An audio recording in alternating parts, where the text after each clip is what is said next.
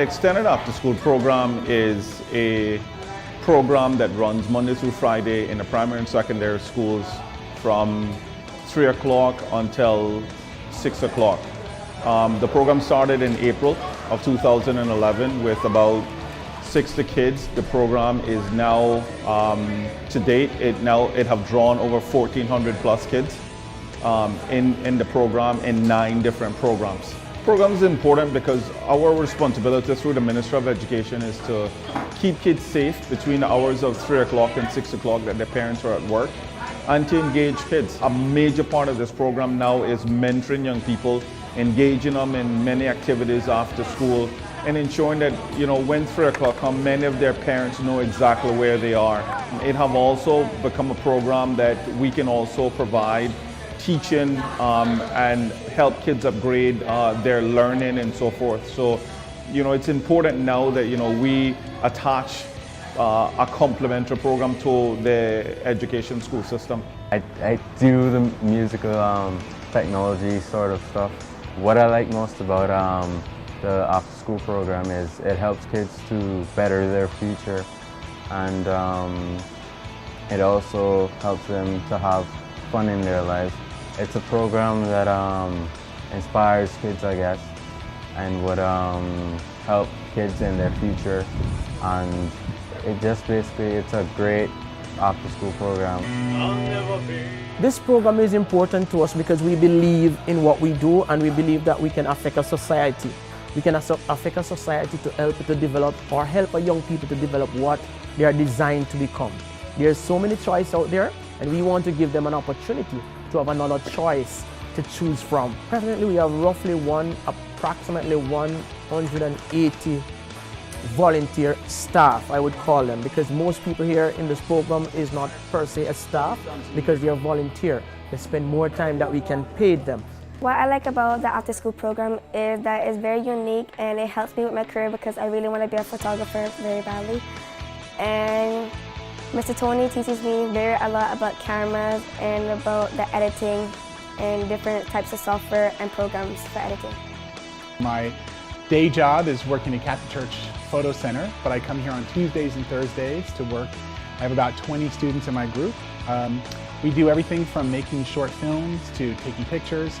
I teach them as much as I can. I worked in Hollywood for 20 years, so I'm trying to instill my experiences and knowledge to give them sort of a head start. Already, it's only been a few months, they're already making unbelievable short films, taking incredible pictures. When I started, I was trying to kind of teach them basic stuff, and right away they were done with that and wanted to learn more advanced stuff. So we've been doing green screen, music videos, documentaries, commercials, really incredible stuff is coming out of them. A major part of this program right now is ensuring that we can sustain it long term. We need sponsorships in order to ensure that this program lasts, and to ensure that we can expand the program to encompass more children. We need more corporate sponsors. The government have been instrumental in getting it off the ground and keeping it alive, but we also need corporate to also come on board and support this program to ensure that we can continue to support our children throughout. We're also in the market for volunteer. If you are on an island and you feel you have something you can offer back to the island while you're here, we ask you to come see us. We have a standard you can see. We have an handbook that gives you a guideline. We have a standard that we keep, and we are open for anybody who think they can offer something productive to our young people on the Cayman Islands.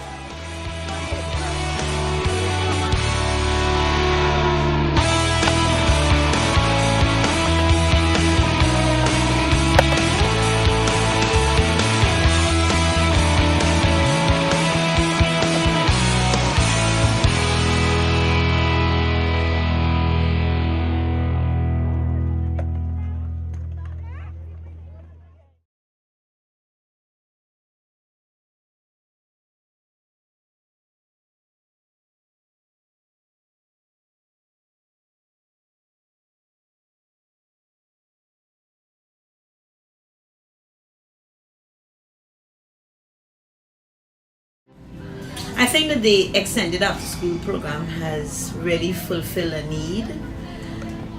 we have had kids here, we have had 20 of our students who have been on the program. And I must say, for the most part, the majority of them have benefited. We still have one or two who I think, with the correct parental support and the teacher support, they could really derive the maximum from the program. But the majority of the students, I must say, I could see a change. I could see that they have made gains academically, socially, in their behavior and other ways. So I think it's a very good initiative, and I am sure that if placed in all of the schools, that there are many students who will benefit from it. In terms of the behaviors, at first when it started, I was a bit worried because we had some kids who were very intelligent but yet manipulative. So the behaviors that I felt that were not being, the inappropriate behaviors that were not being displayed here, tended to have been displayed at Red Bay. I went down to the school, shared with the teacher the same behavior chart that we use here, and we worked in tandem with each other, and she said she was glad for it. And I think using the same instrument, the students realized that we were on the same page. So I saw the behavior starting to improve, and from what I've been told from them, the behaviors have improved. So I have not had many negative reports in recent times from them. There have been improvements academically from quite a few kids. Up to this morning, and I'm going to mention the name Daniel McLaughlin, I must say. This morning his class had assembly, and I was so touched when he stood up in front of everybody and he read so confidently. And I know that they are getting reading support at the program, and I know that he's benefiting from that. Other kids again too today, Shamar Hill, another one who has been a challenge for us on the program, getting him to come to the program. This morning I was so moved to tears to see him receive his Student of the Month award. So even Brianna Kerr, one of our students who has a mental health issue, she has really benefited from the program socially, and she loves to come to the program. So overall, I think for the majority, they have all benefited from the program. There's just 2 more to go. In your professional and personal opinion, what improvements would you like to see in the program? In terms of improvements, I think the weakest link right now is the homework issue. They're children. So even though we give them homework, they tend, when they go down to the program, they tell the teachers that there's no homework. So sometimes my teachers here are complaining that what is the point, they're coming back and not doing the homework. But I make my students accountable. So when they come back, if they do not do the homework, I take it out of their lunchtime and they serve a detention and they do their homework. So to me, that is the only weak link in terms of the homework situation. We had a challenge with the transportation because we had to get the school bus to drop them, and it was not always feasible. So maybe if the program could have a special bus that could come to the schools and just pick up the children and take them promptly there, that could help to expedite matters and keep them, apart. And they know what the expectations are. So maybe it might be good for you all to try to get a donor to donate a bus that, you could come and at a certain time pick them up and take them straight across. That would be good. I wish I had a bus. If I had a bus, I would take them straight, rather than they have to mix with the general school bus. Lastly, but not least, do you think the program should continue in September? Of course, it should continue in September. I really would like to see it continue. And really and truly, like my kids who I have on the program, they're not really a problem to me, but you could look at the kids and see if they do not get support, down the road they'll be a problem to society. So this was really taking a proactive approach and putting them on the program, and they have really derived a lot from it. So most definitely, it should be continued. Thank you. Well, how do I view it? I think it's well, as you know, we have determined that we have several children who, for one reason or the other, aren't supervised as well as they should be in that period between 3 o'clock and 6. What the after school program does is it provides us with an opportunity to meet those needs, to help some of those children who are not able to have adult supervision at home, find something to do that's productive and constructive between the hours of 3 and 6 so that they're off the street. That in my mind, is a major benefit of the program. The other thing, of course, is that the program aims at dealing with some of those children who have particular learning or behavioral needs that cannot be, because of the nature of the school day, always addressed during normal school hours. So the program helps to facilitate the services that we provide by trying to assist some of those children with the activities that they're involved in, particularly the work that relates to doing their homework, to helping them with the areas in their academic development that may not be as advanced as could be. So from those two perspectives, I think we're definitely benefiting from the program. Well, like I said, one of the things that, and I think what was made clear when the program was introduced to us, is that the program will work with students who have behavioral issues. It will work with students who are somewhat performing below level in their year groups. So those are two of the key areas that I think that we need to look at. And it should provide some support for students who have some what we call some developmental issues in far as their social development and growth is concerned, to help them better deal with problems they may be having with interaction with other students and with teachers. So those are the elements of the program that I hope we can benefit from. There is a level of excitement. I think particularly because when you consider the range of different activities that they can be involved in, the program certainly has encouraged the growth of interest, because there are several children who not only work with the teachers who provide them with academic support, but you have children who are involved in, we've recently started a table tennis club, and there's several children who are quite actively involved in learning table tennis. This is an option that wouldn't have been provided otherwise. So from that aspect of involvement, I think many of the children that I've seen and interacted with seem to enjoy the experience. One of the disadvantages of being at this school is the size. And it's a disadvantage insofar as programs such as this are really a drop in the bucket, because at this point we're addressing the needs of, I think, a little over 40 students. 40 students is less than 10% of our population, and we know that we have a significantly larger number who can benefit from a program such as this. So not only do I want the program to continue, I would look forward to the program being expanded to provide services to a considerably larger number of students. So definitely, yeah, we would love for the program to be continued.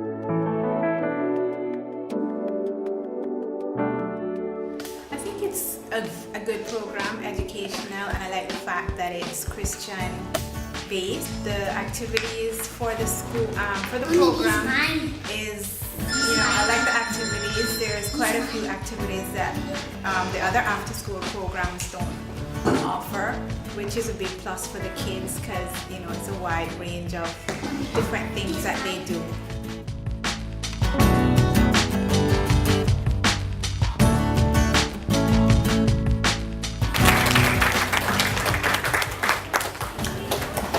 Young girls and young boys, listen. That's what we're talking about. Drugs, alcohol, ganja, cocaine, all that stuff. As you grow up, somebody's gonna offer you that. Please, please, on behalf of our team, on behalf of God, your parents, your teachers, the principal, do not accept it. If they are your friends, they will not offer it to you. A real friend will not do that. My friends don't offer me cigarettes, alcohol, cocaine, ganja. They don't do that. And I don't let anybody do it to them. We love you so much. We love you so much.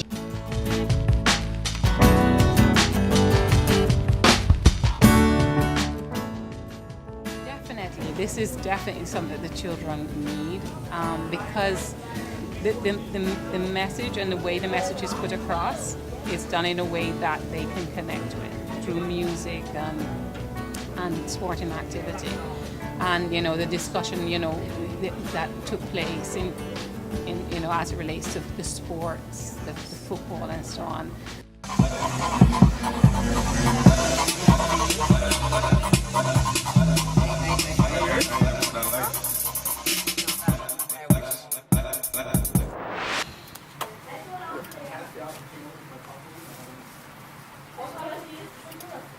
Instrumentals. Instrumentals. Yeah. Joe Borden. Here.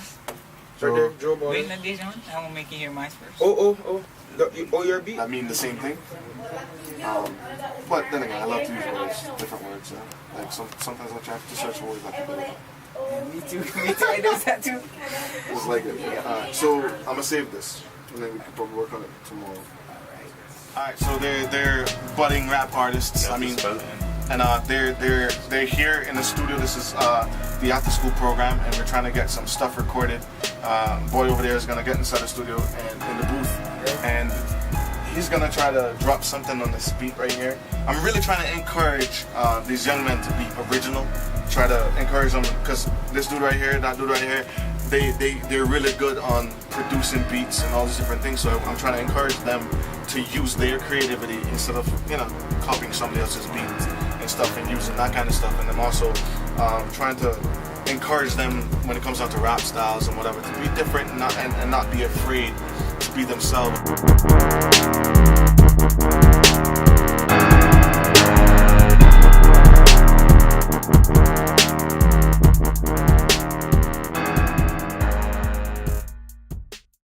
Making a difference in children's lives is one of the main reasons I do what I do.